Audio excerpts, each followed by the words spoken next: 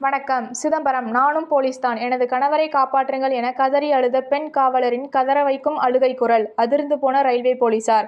உடனடியாக அவசர ஊர்தி மூலம் மாவட்ட அரசு மருத்துவக் கல்லூரிக்கு அனுப்பி வைத்து தீவிர சிகிச்சை பிரிவில் சேர்த்த போலீசார். குவியும் பாராட்டுகள். ரயிலில் வந்த பெண் காவலரின் கணவருக்கு திடீர் நெஞ்சுவலி. ரயில்வே போலீசார் ஆம்புலன்ஸ் மூலம் மருத்துவமனைக்கு அனுப்பி வைத்து தீவிர சிகிச்சை.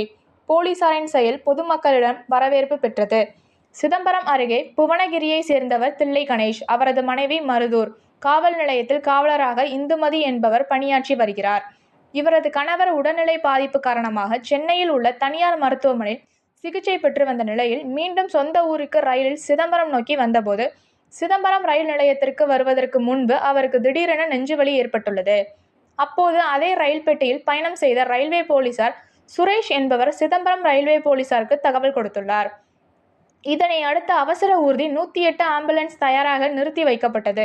உடல் நலம் பாதிக்கப்பட்ட தில்லை கணேஷ் ரயிலில் இருந்து இறக்கி அவசரமாக அவசர ஊர்தி 108 ஆம்புலன்ஸ் மூலம் ரயில்வே போலீசார் அண்ணாமலை நகரில் உள்ள கடலூர் அரசு மாவட்ட மருத்துவக் கல்லூரி மருத்துவமனைக்கு அனுப்பி வைத்து அதி தீவிர சிகிச்சை பிரிவில் சிகிச்சை பெற்று தற்போது நலமாக உள்ளார்.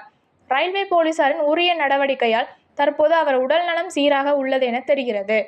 ரயில்வே போலீசாரின் உரிய நடவடிக்கையால் நெஞ்சுவலியால் அவதிப்பட்ட பெண் காவலரின் கணவர் தற்போது நலமுடன் உள்ளதால் பொதுமக்கள் மத்தியில் நல்ல வரவேற்பு பெற்றுள்ளது. நன்றி.